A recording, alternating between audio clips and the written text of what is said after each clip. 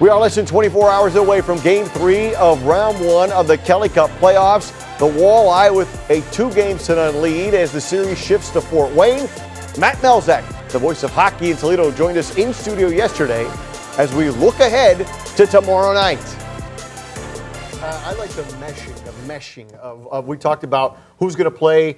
We talked about that, Coach Watson has a decision to make on who he wants to put where. But the guys who have been around, the vets and the young guys, it's working perfectly right now. It really is. And through 2 games, let's just pause for a second. It is only 2 games into the playoffs. It's only 2 of the mandatory 16 games that you need to win a Kelly Cup. But it is a positive start for that for Toledo. The way they have mixed in the guys. A guy like Zach Gallant, who all of a sudden is your third-line center and goes in, and he only played 4 pro games, but, man, so talented. You can see why the Red Wings drafted him in the 3rd round. He's got a lot of talent. He wins a lot of face-offs, and he has jumped right in and put himself right in the mix for Toledo. What a great addition late in the year. And sometimes those guys are important for you. Fort Wayne has a couple on their team. You go look, Cincinnati's got a couple on their team. Everybody, there's always somebody who comes out of college or finishes up their time in the OHL that can be an important add when you get to the playoffs. Toledo has that for sure. I mean, Randy Gazzola is another great example back defensively.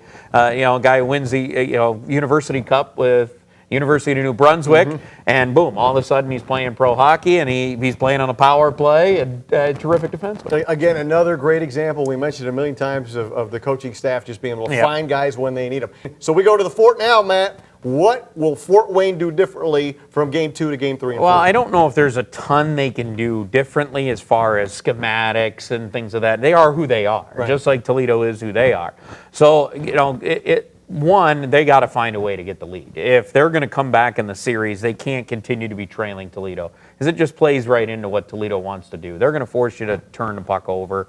They're going to continue to be aggressive. So, Fort Wayne's got to find a way to get their power play to click. They haven't done anything really in 2 games. They got 1 meaningless goal late in Game 1 when they had the 6-on-4 advantage and yet under a minute. I mean, it really wasn't, a goal when it really counted for their power play. They need to take advantage of those situations, and that's something that Toledo's done very well in the first 2 games, is really hold them down on the power play. I mean, Saturday night, they got nothing. Even on their power play, they weren't even generating chances, and that's a scary thing for Gary Graham on his side for the Fort Wayne Comets. But they're going to come out. They're going to come out with a glorious effort on Wednesday I would night. think so. I mean, Wednesday night, they know Wednesday night is it. If they don't win Wednesday night, the series is basically done. So they will come out with everything they got on Wednesday. I expect a terrific game coming up on Wednesday as well. Because remember, Fort Wayne, they're not that far apart. Right. And they just weren't that far apart in the regular season. Yes, Toledo beat them one night 11-0.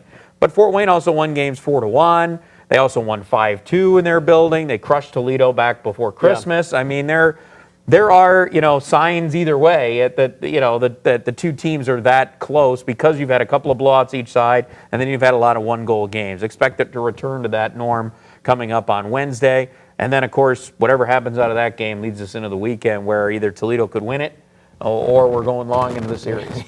All right, he is Matt Melzak, the voice of hockey in Toledo. You can catch he and Kyle Rogers on the call on Wednesday from Fort Wayne on AM Fox Sports Radio 1230 and right here on BCSN. And somebody told me on Friday you're going to have some company that... Who is coming into the broadcast booth on Friday? Somebody looks a little like me. Would be very interesting to see. You know what? It's always nice, Eric. We get into the playoffs and you find a way to sneak. I mean, you are big game Eric Hallberg. No regular season, jumps right into the postseason. I love it. Hopefully it won't be like Colorado when we were on the air till about 2 in the morning. So that would be wonderful as well. It's like 8 p.m. face-off drop on Friday. Matt and me in the booth for Fort Wayne. But first thing first, got to get a win on Wednesday. Matt Melzak, we'll see you there.